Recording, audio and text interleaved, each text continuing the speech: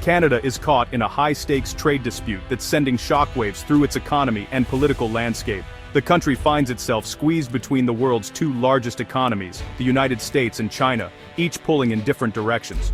What began as a calculated move to shield Canada's vital car industry from foreign competition has now spiraled into a full-blown national crisis, with ripple effects touching nearly every sector. Prime Minister Mark Carney faces mounting pressure from two powerful camps. On one side, the auto sector, a cornerstone of Canadian manufacturing, is demanding protection and stability, while on the other, the agricultural industry reels from China's swift and punishing retaliation, with farmers watching their livelihoods slip away. The conflict erupted in August 2024, when Canada imposed a dramatic 100% tariff on Chinese electric vehicles, following the United States' aggressive lead in trade policy. In response, China struck back hard, targeting Canadian agriculture with crippling tariffs on key exports like canola and wheat, leaving farmers and exporters scrambling. The result? A nation divided, not just between industries, but also among provinces, each with its own economic priorities and vulnerabilities. The federal government is under intense scrutiny, with Parliament gripped by heated debates and protesters demanding action outside. Now China has put a deal on the table: lift tariffs on Canadian agriculture if Canada agrees to drop its EV tariff.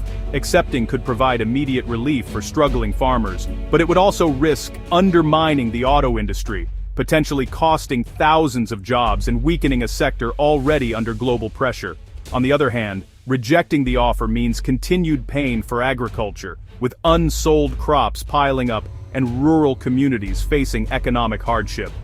Carney's government is scrambling for a solution, holding emergency meetings and consulting experts, fully aware that whatever path they choose will shape Canada's economy and its global reputation for years to come. The stakes are enormous. Can Canada broker a compromise that protects both its farmers and its factories, or will it be forced to pick a side in a global power struggle? The next steps will define not just the nation's economic future, but also its role on the world stage and the livelihoods of millions of Canadians. Canada stands at a crossroads, facing tough choices and uncertain outcomes, with no easy answers in sight.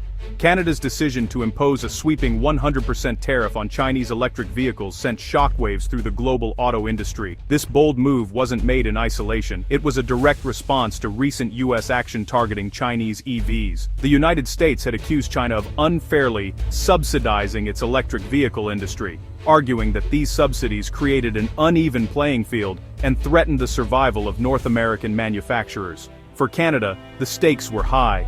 With supply chains deeply integrated across the continent, there was a real risk that Canada could become a backdoor for Chinese EVs entering the U.S. market if it didn't align its policies with Washington.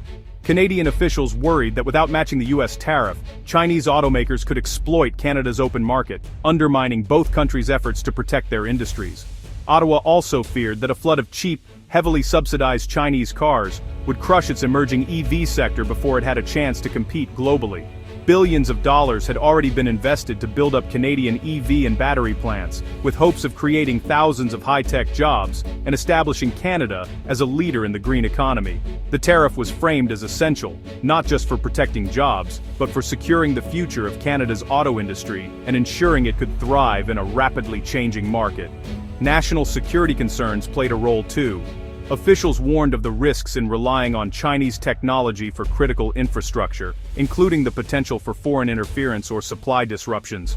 By imposing the tariff, the government argued it would help build a more resilient and self-sufficient North American supply chain for electric vehicles and batteries.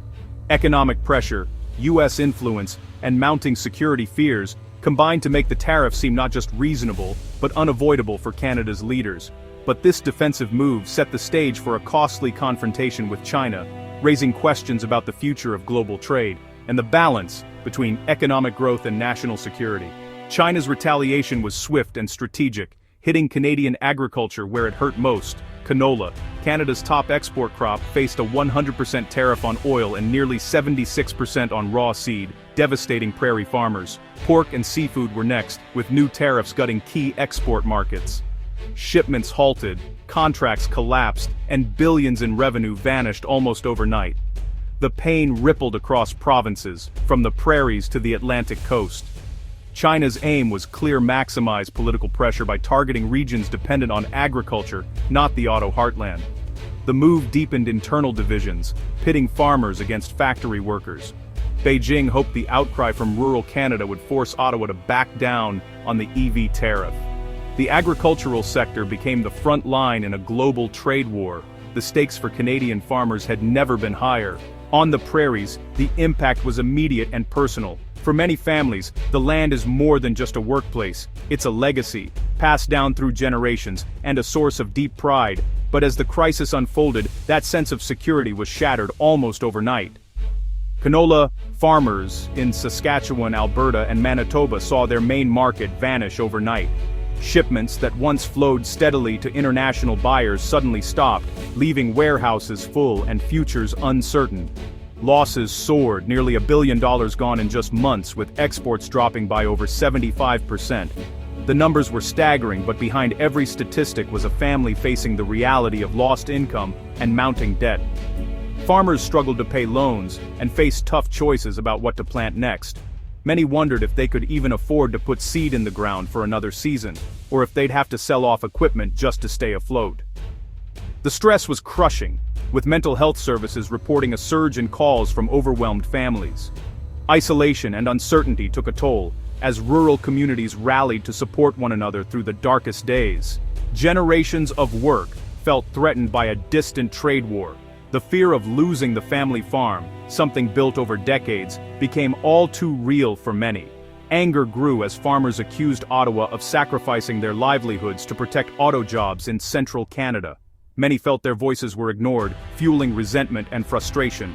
Prairie premiers demanded an end to the EV tariff, fueling a political rift with the federal government. The debates spilled into the national spotlight, with leaders on both sides refusing to back down. The human cost became a rallying cry against the trade policy. Communities organized rallies and town halls, determined to make their struggles heard beyond the prairies. Rural Canada felt abandoned, and the pressure on Carney's government mounted. Every day, the divide between urban and rural, east and west, seemed to grow wider. The crisis on the prairies became a powerful symbol of the nation's deepening divide, a reminder that decisions made in distant capitals can have profound, lasting effects on the people who feed the country. The trade war has split Canada in two. Agricultural provinces, led by outspoken premiers, demand relief, arguing that saving farmers is more urgent than protecting the auto sector. They see China's offer as a lifeline and urge Ottawa to accept. Meanwhile, Ontario and Quebec's auto industry insist the tariff must stay, warning that removing it would destroy Canadian manufacturing jobs. Industry leaders argue that giving in to China would set a dangerous precedent and undermine national sovereignty. The Carney government is trapped between these powerful opposing forces. Each side claims the national interest, but compromise seems impossible. The debate has become a defining test of Canadian leadership. The dispute with China comes as Canada's relationship with the U.S. grows colder. A new, more nationalistic U.S. administration has left Ottawa feeling isolated and vulnerable. Canada's initial alignment with U.S. trade policy now looks risky, as American support evaporates. In response, Prime Minister Carney is urgently seeking new partners, especially in Asia. His recent diplomatic tour, visiting Malaysia, Singapore, and South Korea, signals a strategic pivot. Canada is exploring new trade, investment, and even defense ties beyond the U.S. A potential submarine deal with South Korea or Germany, bypassing American options, highlights this shift. The search for new alliances is about building economic resilience and reducing dependence on Washington. Canada's global strategy is being rewritten in real time. With the country divided, some look to Europe for inspiration. The EU faced a similar flood of Chinese EVs but chose a nuanced approach: variable tariffs based on the level of state subsidies. Instead of a blanket ban, the EU imposed targeted tariffs, higher for heavily subsidized firms, lower for others. This model aims to level the playing field without shutting out competition entirely. Adopting a similar system could let Canada ease the pain for farmers while still protecting its auto industry. A moderate tariff might also encourage Chinese automakers to build plants in Canada, creating jobs and investment. Consumers would benefit from more choice and lower prices. The European solution is gaining traction as a possible way out of Canada's deadlock. It offers a path to compromise, growth, and diversification. The question is whether Ottawa will seize the opportunity. Prime Minister Carney is betting on diplomacy to break the deadlock. At the Apex Summit in South Korea, he's seeking direct talks with Chinese leaders, hoping for a breakthrough. The goal, a deal that lifts tariffs on both sides, offering relief to farmers without abandoning the auto sector. But any compromise risks backlash at home, from whichever side feels betrayed. The outcome will test Carney's leadership and Canada's ability to balance competing interests. The crisis forces Canada to rethink its alliances and its place in a shifting world order. Should it stick with an unpredictable US or forge a new path with Asia and China? The choices made now will shape Canada's economy and global role for decades. The nation stands at a crossroads, its future hanging in the balance.